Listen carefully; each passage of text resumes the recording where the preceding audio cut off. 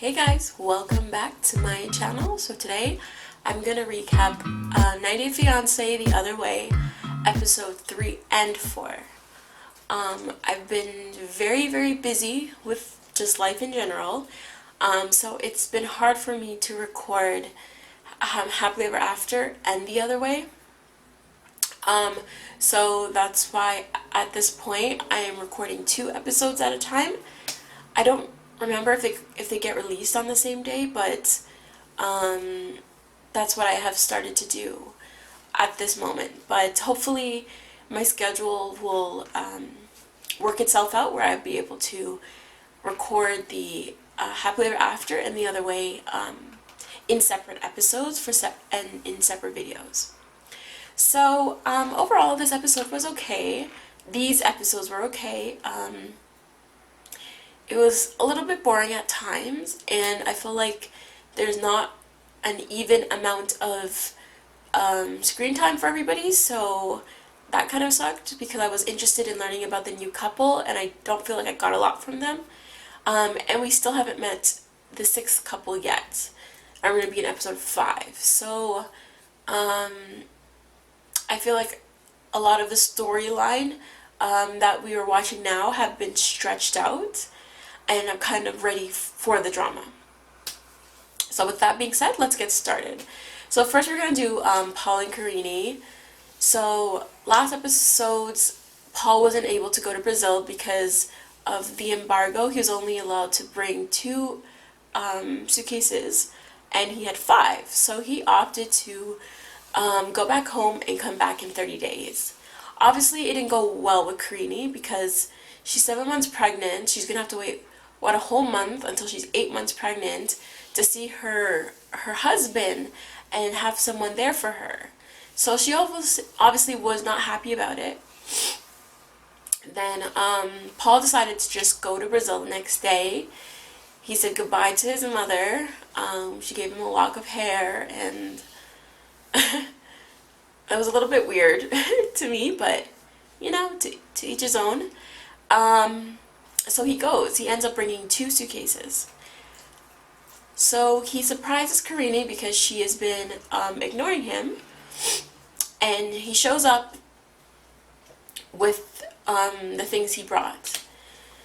Paul is so dumb because what he should have done is brought the bare minimum for himself, because he can buy technically everything he owns, like clothes, underwear, socks. He can buy that in Brazil. But he brought back a lot of things for Karine, and then some things for the baby. And which he should have brought back everything for the baby. Forget about what Karine wants. Like she needs to be worried about a child. And I think she felt the same way because she wasn't happy with the stuff that he brought. And he was like, "Oh, I can't win with you," and blah, blah. I was like, "Paul, like, you brought back makeup for her and all that stuff. When she has the baby, she's gonna be too busy to be worried about makeup and stuff." So I don't know, I found Paul's choices to be dumb, and I definitely agree with Karine. They also show you Karine going to English school and learning English. I think her English is actually getting really good.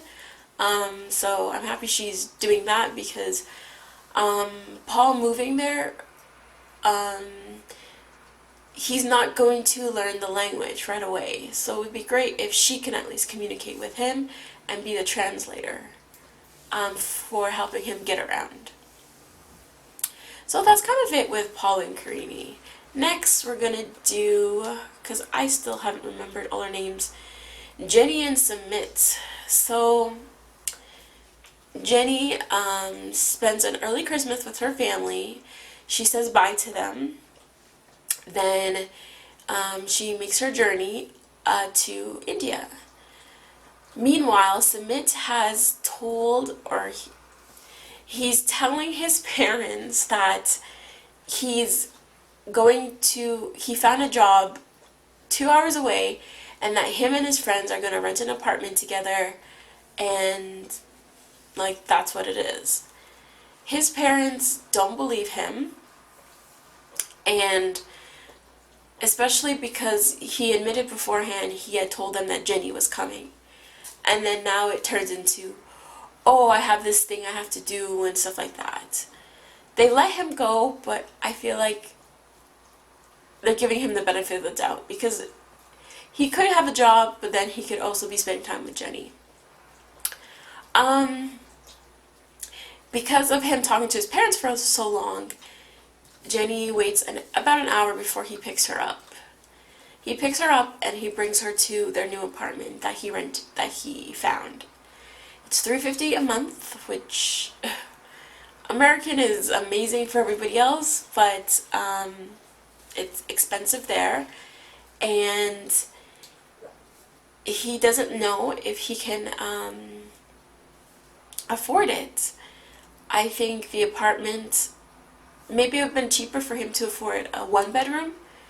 And I forgot. I think Jenny said she's bringing like $6,000. Even if you go half on the rent with him, how are you gonna? You can't pay for this apartment for too long. Like your money will run out. So I don't know. That's something just to think about because I don't know how she's gonna find work. But it was cute seeing them together and seeing them interact. And even though India is a conservative country, she was still able to show some affection. Jenny's gonna have to get past the fact that she is a white person in a country where the majority is not white, and that people are gonna look at her and people are gonna stare and stuff like that. It is what it is. But otherwise than that, I think their story that was good. They were cute, but I felt like I was seeing too much of them. So next we're gonna do Tiffany and Ronald. So Tiffany is getting ready to make the move. Her son Daniel has to say goodbye to his best friend Malik, I think. It was so cute seeing them together and like, oh, I'm gonna miss you and stuff like that. It was really, really cute. There really wasn't much with their story. They're gonna get married soon. And it's her packing to leave. So that was kind of it with their story. She's just like kind of she wants to make sure she's doing the best thing for her and her son, because I find it weird that even though it could have been like his decision, I find it weird that he considers Ronald his father, but I think it's just because this is a kid that has never known his father. He knows that kids have a mother and father, and he just kind of looked to the next male figure as his dad. I think that Tiffany should have put a stop to that and had Ronald earn his dad card, because he hasn't met him yet. So like, it's one thing if your child who's not biologically your man's child calling him dad. It's another thing calling him dad and he has never met him before. It's like me, I don't know. I can't even picture it because it just sounds weird. I think they should meet first and stuff. But anyways, that's kind of all that happened with them. There really wasn't much. Next we're gonna do Corey and Evelyn. Once again, like, I feel like there's like a whole bunch of like buffer. There was really no substance to these 2 episodes. Like, I spent 2 hours watching these, and I was kind of just like, cool. So yeah, Corey and Evelyn. The only thing you saw was Corey tell his parents, which I don't understand why these people are telling parents the last minute, because I know my family, if I would be like, oh, I'm going somewhere in 2 weeks and never coming back, my family would fight me. My family would be like, you're going nowhere. How are you going to tell me this kind of short notice thing that you're leaving and never coming back? So I don't know how he's telling his parents 2 weeks before he's leaving and never coming back that he's going. And they're so accepting, like, oh, I'm going to miss you, oh my god, and blah, blah, blah, blah.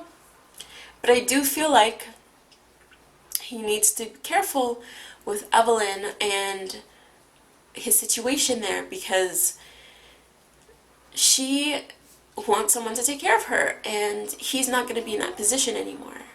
And there is no chance of them coming to America. And he gave her money to start a business, and as in, this is the example of someone that's taking the money and used it to start a business and has pictures to show for it, and he has something to go to when he goes there. He's thinking that he can live off this place. I don't know why he's so unsure of it, because it's called communication. I should be able to know my business's finances and whether it is helping us live or not. So I don't know, he's like very like, oh, I don't know. And then he has to get his needles before he goes.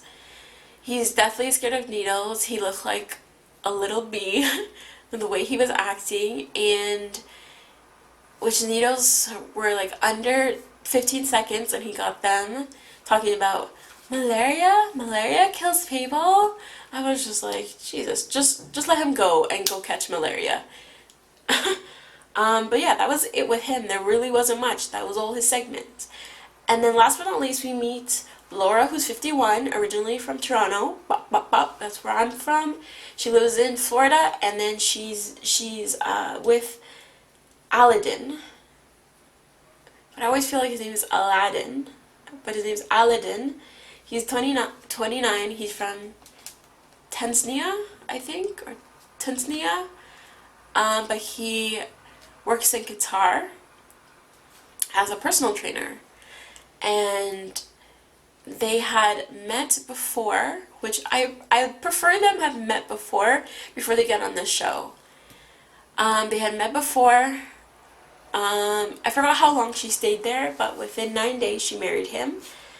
Like, legally married him, even, so that was the big, like, shocker. And now she's moving to go and live with him. He is very attractive. He is very young. He has a nice body, but I feel like I'm very iffy with this couple. So she's leaving her son behind, which her son is a grown man, so that's fine. She explained the story of the way, because she was married before and she found out her husband was cheating on her. She catfished her husband and basically, as being the other girl, convinced him to shave his head, which he's so gullible and stupid. And she left him. So she doesn't tolerate cheating. Cheating is a no. And I don't know. I don't know what to think about this couple. Because we haven't seen them together, I don't know, but he seems to like her and stuff, which I do like that about these couples on this season. They seem like they actually like each other. Like, this is not like the one, well, maybe Evelyn, maybe, but I feel like they like each other. No matter the age difference, no matter the cultural difference, I feel like they like each other. So I'm excited to see what happens with Laura and her situation, and to see how her and Aladdin interact with each other. But yeah, it was kind of so-so. I would rate it, like, if I could, out of 10, I'd give it a 5. It's okay. But hopefully we'll start seeing more drama. It'll get the show going. But that's the end of my recap of 90 Day Fiance The Other Way, Season 1, Episode 3 and 4. Don't forget to like, comment, and subscribe. Thanks for watching.